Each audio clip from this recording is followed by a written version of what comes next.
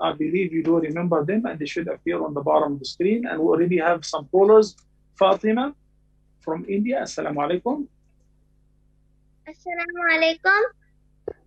Wa alaikum assalam wa rahmatullahi wa barakatuh. Dear Fatima, how are you? I'm fine, alhamdulillah, shukrullah. How are you? I'm doing great. How's your family? Alhamdulillah, shukrullah, they're fine. How's your family, Sheikh? Wonderful, wonderful. Alhamdulillah. So tell me, Fatima, what is your question today? Sheikh, I have two questions. So my first question is, so when you greet a non-Muslim friend with may God's peace be upon you instead of Assalamu alaikum, will we get reward as same as saying Assalamu alaikum, rahmatullahi wa barakatuh? And my second question is it authentic to read Surah Nuh 10,000 times? 1,000 times. They say that if you read Surah Nuh 1,000 times, then Allah subhanahu wa ta'ala will overcome oppression from you. All right. So, Fatima, I got your question. First of all, saying Assalamu alaikum by itself secures you with good deeds. If you add to rahmatullah, that's another 20. Wa barakatuh, that's 30. So obviously it is better to say Assalamu alaikum wa rahmatullahi wa barakatuh because you get 30 good deeds. As for reciting Surah Nuh 10,000 times or 1,000 times, none of that is authentic. I mean, if I'm memorizing one surah, if I'm reading and I liked it, and I kept on reciting the surah for so many times, it happened to be 500 or 1,000, no problem. But to say, if you recite Surah Nuh 1,000 times or 10,000 times, you will get that, then I'm going to need a reference. I'm going to need to know who said so. Barakallah fikum. Assalamu alaikum. Sister Amina from Pakistan is on the line. Go ahead, Sister Amina. Can I ask you three questions? Yeah, go ahead, Sister Amina. I want to ask you about itikaf. If a girl doesn't want to go to a mosque because the arrangements may be not very comfortable, or she can't sit alone, can she do itikaf with her mother in the same room, or some domestic help, or her brother in her house in the same room? That's my first question. And my second question is, I heard you saying once that we can combine prayers in certain cases. So if I'm involved, for example, in a conference, or if I'm going to courtroom, can I offer two prayers together? Are these serious enough reasons to combine prayers? And my third question is, if I have presents, like expensive gifts, for example, like a watch or awards as well, which are maybe made of gold, like a gold watch given as an award, do I have to pay zakat on that? These are my questions. Since I'm not writing, Sister Amina, I will try my best to remember your questions. The first was about if you can stay on the line, that would be better, concerning observing i'tikaf at home. And i'tikaf was mentioned in the Quran in Surah Al-Baqarah, in which Allah says, وَلَا تُبَاشِرُوهُنَّ وَأَنْتُمْ عَاكِفُونَ فِي الْمَسَاجِدِ. So Allah said i'tikaf should be done in the masjid, in masajid, not at home. And this is the opinion of all the scholars with the exception of the Hanafi madhab. So to observe i'tikaf, it should be done in the masjid, and this is what the Prophet and his wives and his companions did. Secondly, I remember your second question was about a watch. That was your third question. If somebody is giving you jewelry as a gift, well, if it is less than the nisab, which is 85 grams of gold, by itself, or in addition to other positions you have, then it's not zakatable. But let's say that somebody give me gold, not diamond, because diamond, there is no zakat on diamond. It's on gold or silver. So it happens to be 85 grams or 100 grams. From the day you receive it, you count one complete lunar year and you start paying zakat on it. Okay? I'm not sure what was the second question. The second one was about combining prayers. If I'm going to court or in conference, yes, okay, can I just combine prayer? Well, the Prophet ﷺ in the hadith of Abdullah ibn Abbas anhuma, did combine some prayers in Medina where he was not traveling and it wasn't raining. And he said that is in order to make it easy for the Ummah. What does it mean to make it easy for the Ummah? It means so that there are other cases besides rain and traveling with sickness, which is I'm in the courtroom. I don't have a way to excuse myself to pray. In this case, it is permissible. I'm a surgeon. I'm an anesthesiologist, and the case is taking longer than it should take. Okay, what can I do? So in this case, you can combine the prayers. So once the case is something necessary that there's no other way around, then it is permissible to combine the prayers, Sister Anna. Next, please. Assalamu alaikum. Brother Muhammad from the Philippines. Assalamu alaikum, Sheikh. Wa alaikum assalam wa rahmatullahi wa barakatuh. Proceed on with your question, please, Muhammad. Sheikh, so my question, Sheikh, is Sheikh, a friend of mine would like to ask that is it permissible to cut or shave all the hair of a 10-year-old girl because of too much of the head lice? I don't think I got your question. Muhammad, can you raise your voice, please? Sheikh, my question is, Sheikh, a friend of mine would like to ask that is it permissible to cut or shave all the hair of a 10-year-old girl because of too much head lice? Is it permissible to cut or to shave which hair? I got that part, but which hair? The head, Sheikh, the head. The head? Okay.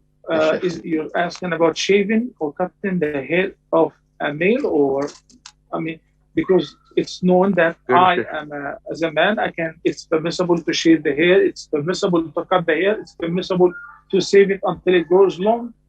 So can you be specific, please, Muhammad? Sheikh, is it permissible to cut or shave the hair of a 10-year-old girl because of too much of head lice? Of a teenage girl.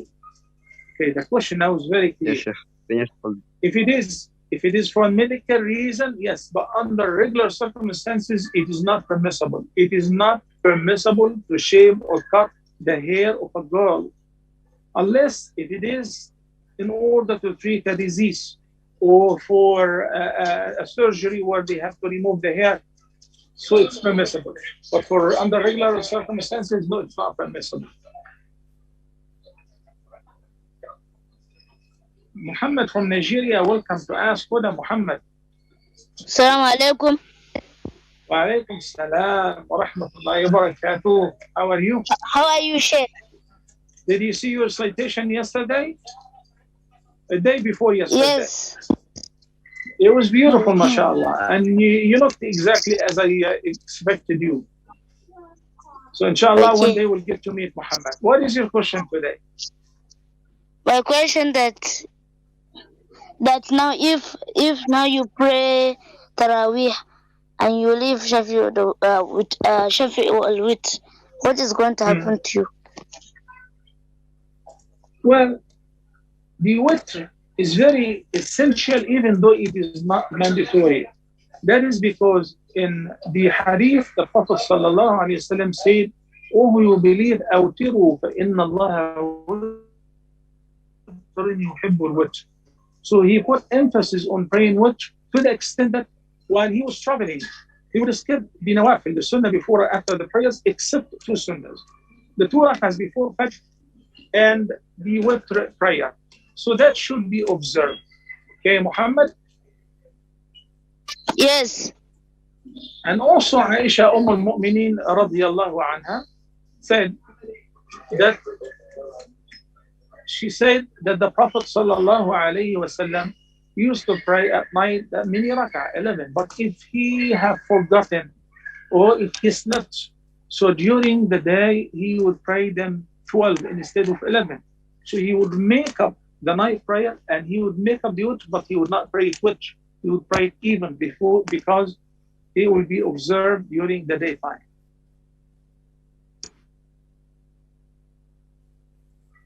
Brother Suleiman from Spain, welcome to Ask Huda. Assalamu alaikum. Wa alaikum assalam, Sheikh. I would like to ask about an issue about money. So, two things. First, my grandmother gave me in my birthday an amount of money.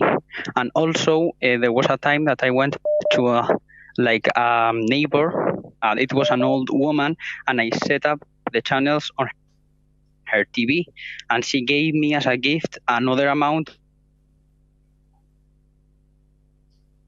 of Suleiman.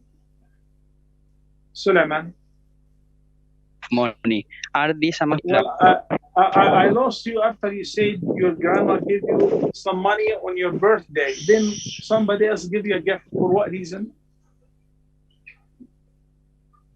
For setting up the TV on her own. Okay, so what is the question? If this money is halal or haram? Well, it is halal because the TV can be watching a program like this or many other useful programs or the news, okay? And the people can be watching bad stuff. So you're not responsible because you are sitting the TV set. If you know that you're sitting the receiver where people will be watching bad movies or porn, then this is forbidden, of course. Okay? So the money you collected, inshallah, is lawful.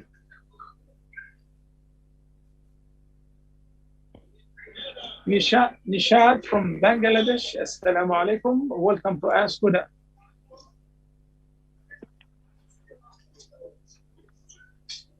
Nishad? Nishad from Bangladesh, go ahead. Go ahead, I'm listening. Okay, I'll take Surah from Nigeria, please. Go ahead.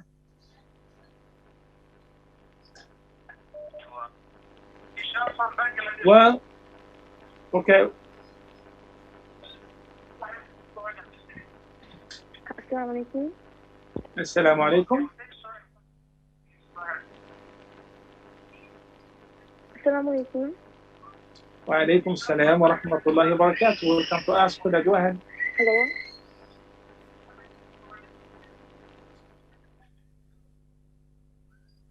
Ummah Abdurrahman from Norway. Walaikum assalam wa rahmatullahi wa barakatuh. Welcome to Ask Huda. Yeah, go ahead, Ummah Abdurrahman. Jazakallah khair. I have some questions. Number one, I have been at the hospital and I was fasting. And when I get there, the procedure was to have done tube going through my stomach. I mean, my heart. There was camera and they put through to my mouth and go through to the subchest, and then they sedated me. They give me medication to make me sleep. I wasn't quite whole asleep, but I was not feeling anything. And before he does that, he spray to my throat. Are you there, Sheikh? Yes, I'm listening. So he sprayed in your throat. He sprayed before he give me medication to sedation through the IV, through the vein. He sprayed to my throat, and he told me this is numbing in your throat. So he told me swallow, and then he gave me medication to sleep. Did I break my fast? Number one. Yes, you did. Because the spray that he sprayed in your throat was anesthesia, local anesthesia, and he asked you to swallow it so that it will anesthetize the whole throat. So most likely you swallowed that. So it went to the stomach. So fasting on the day should be made up. I mean, you're okay, you're not blameworthy, but you should make up the fasting, inshallah, after Ramadan for that day. May Allah bless and fuel you, respected sister Ummah Abdurrahman. Suraya from Nigeria, welcome to Ask Huda. Assalamu alaikum, Suraya.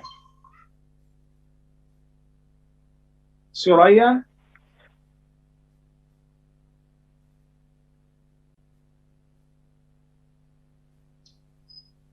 Assalamu alaikum, Firdaus from Uzbekistan. Firdaus? Assalamu alaikum wa rahmatullahi wa barakatuh.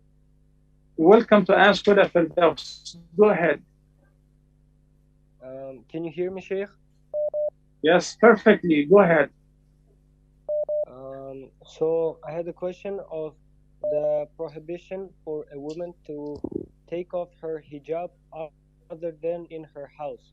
Like, for example, let's say I'm sorry. my The mom prohibition would of a want. woman who does what?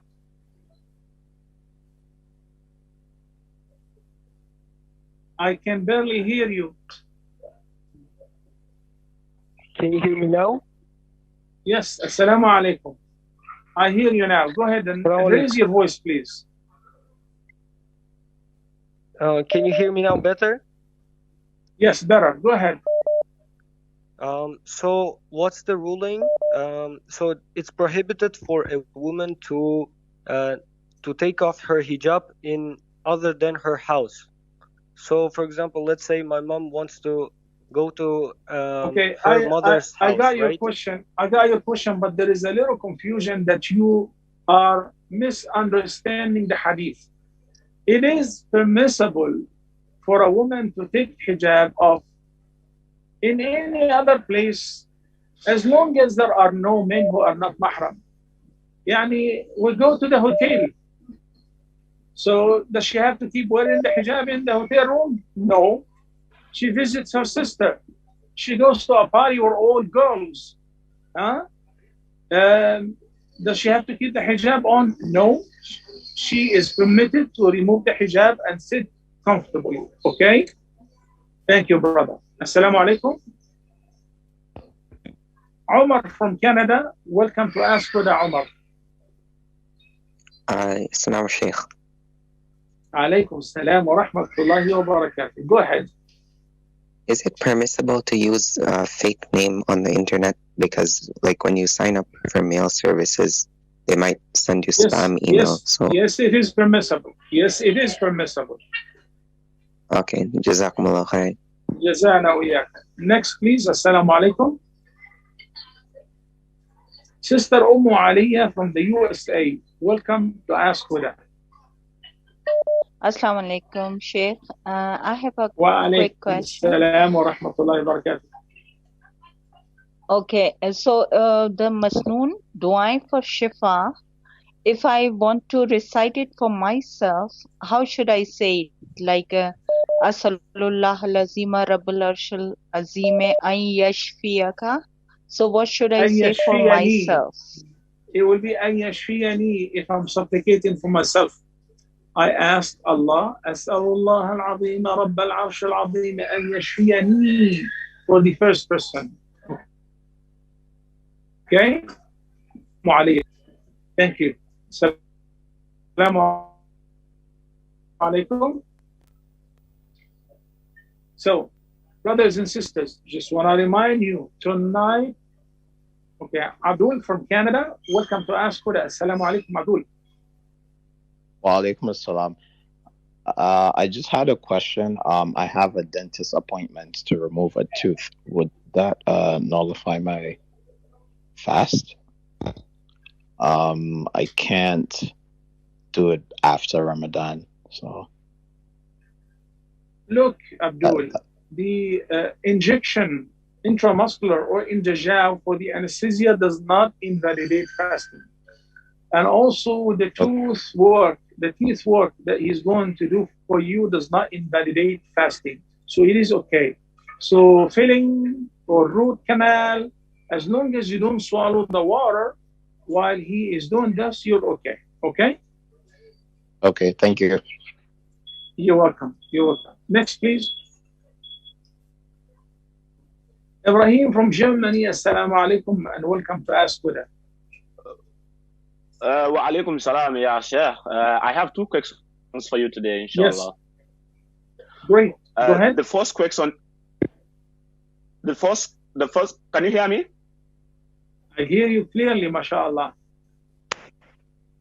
Okay. The first question is regarding a watch, the hand watch, which people look time. When the color is a gold color, but it's not a pure color, it's just the color of the gold, or like a color of the silver, or any other color. But like the color of the watch is a gold, but it's not a pure color. Is that permissible for Muslim men to wear that? That is my number one question. The second question is Doha. I would appreciate. I would appreciate if you can repeat your question one more time. The question is a gold watch, but it's not a real gold. Yes. It's just a fake gold. Whether it's permissible for Muslim men it's not a real to gold. wear that. Yes, Oh, yes, yes, a watch, yes. a watch gold, but it's not a pure gold. It's a false watch. It's a false gold watch. Whether that is allowed for Muslim men to wear it around their hand. That is my first question. And It is permissible. It is permissible. It is permissible, that is provided permissible. it is not gold. Yes, yes. Okay. Okay, you mean it's permissible if it's not a pure gold, right? Exactly. If it is not real gold, even if it looks gold, it doesn't matter. Okay. If it is not a real gold, you mean it is permissible to wear the watch, right? As long as it is not real gold, it is permissible. Thank you very much. I get your question. Thank you very much. Then the second question is Doha. Like Doha, I don't understand Doha that much. Is that, for example, when a man and the woman are married, when the man gives the woman monthly allowance, or every month the man gives woman money, is that considered as Doha? No, Doha in Arabic refers to a certain prayer at the forenoon time. But the nafaqah is what you spend on your wife. Okay? Got it? Okay. Okay. Next, please. Okay.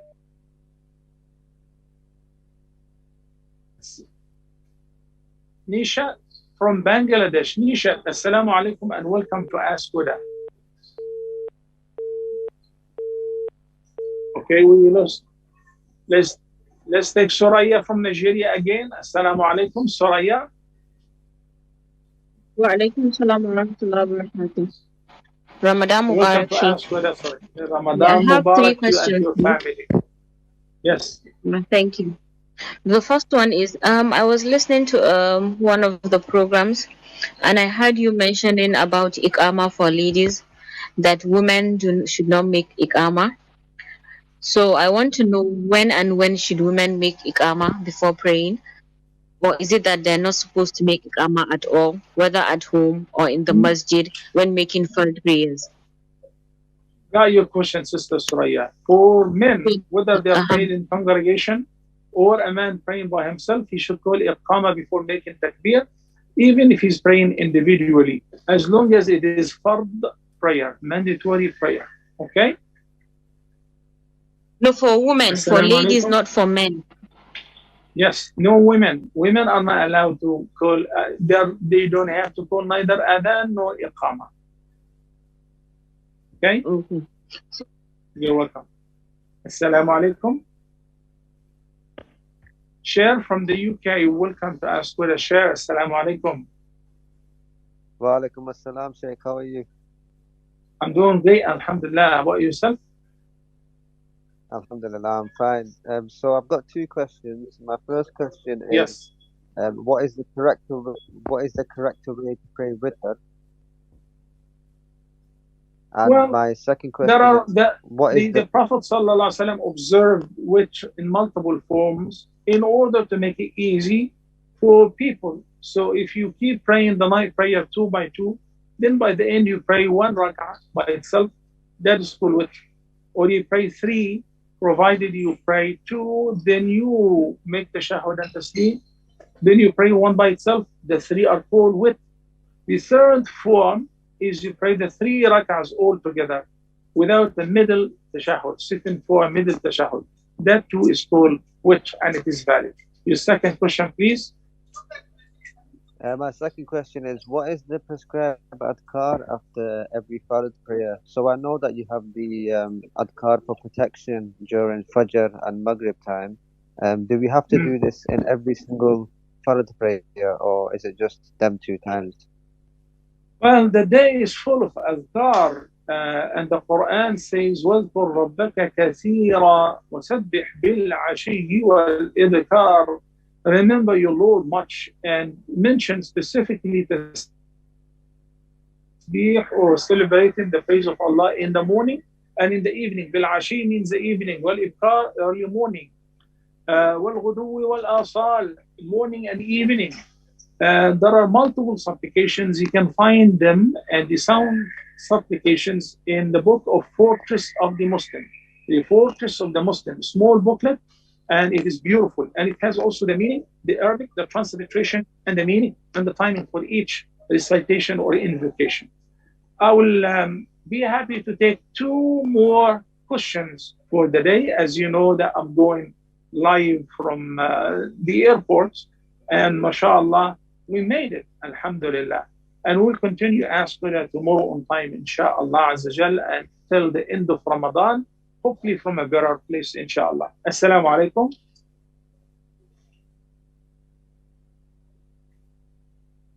Thaqib from India, welcome to ask Huda Thaqib. Assalamu alaikum. Assalamu alaikum, Sheikh. Alaikum salam wa rahmatullahi wa barakatuh. I had a question. Like in India, is it allowed to do the business of incense sticks? Like majority of the Indians, they use incense sticks for their idol worship. So is it allowed to involve in such a business, like where that commodity is used for worshipping their false gods? Well, incense and their manufacture is permissible. They use in masjid or at home as air freshener or to bring a good smell. All of that is recommended. But if somebody uses it for worship, for the rituals in the temple, of course it is forbidden. So you can say it's permissible, but it's very doubtful. And I would prefer, in the case of doubtful matters, as the Prophet ﷺ said, فَمَنْ اتَّقَى الشُّبُهَاتِ فَقَدْ اسْتَبْرَأَ لِدِينِهِ وَعِرْضِهِ. Because the vast majority of the people there are going to use it as part of their worship and rituals in worshiping the idols. May Allah subhanahu wa ta'ala make it easy for you and find a better source of income for you. Assalamu alaikum. Muhammad from Germany. Assalamu alaikum. Welcome to Ask Huda. Wa alaikum salam wa rahmatullah, Sheikh. Yes. Go ahead. Yeah, I have a question that I wanted to ask. Mm-hmm. Yeah, my question is the Eid Fitr that we give. Yeah, because everybody, they said it is permissible to give it before going to the Eid prayer, right, in the morning. Is it permissible to do what before going to the Eid prayer? Yeah, before going to the Eid prayer to give the zakah, the Eid Fitr. Yes, it should be paid before the Eid prayer. So you can do it same day before, after Fajr and until Eid prayer. You can do it a couple days before, like on the 28th, on the 29th. So you can do it on any of these days. Yeah, because we here in the mosque, whenever you go to the mosque, day before or 2 days before, you will find a box there that they will give you an amount that you should pay inside there. The amount is like 10 euros in Germany here. Oh, well, in this case, it's permissible to collect it in advance. And if you're sending it overseas, you can send it in advance as well. And those who will be dispensing the money, they dispense it a day or 2 before the Eid prayer. But if you keep collecting the money and you have a big amount and you don't know what to do with it, it's problematic. Okay? So you can even collect the money 1 week in advance for this reason. Or if the people can assure you, like say, well, we will pay you that much. So you have the list of names and you can take the money on their behalf. Then afterward, you can collect the money from them. So that too is permissible. Okay? Okay. Yeah, then thank you very much. Thank you, Muhammad from Germany. So, brothers and sisters, as I said, this episode was an exceptional one because we're going live from the airport, and inshallah Azza wa Jal, on Saturday we'll go live on our regular time, 5 p.m. Mecca time, inshallah Azza wa Jal. But I do apologize, number one, for the delay. Number two, for the callers who are still waiting on the line. And I hope to see you soon, inshallah, on Saturday, as I said, from a better place. By the end, I conclude by thanking Allah Almighty for giving me the opportunity to join with you one more time. I pray for you to have the best Ramadan ever. Until next time, I leave you in the care of Allah. Wassalamu alaikum wa rahmatullahi wa barakatuh.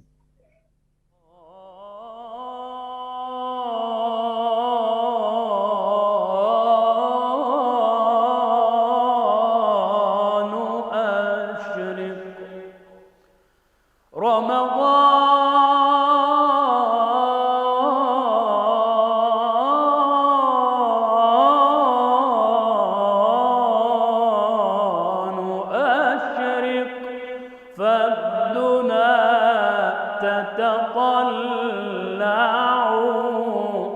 ظمآن لنور